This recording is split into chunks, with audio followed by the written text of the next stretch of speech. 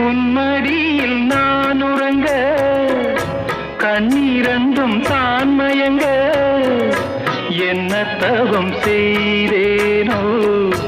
என்னவென்று சொல்வேனோ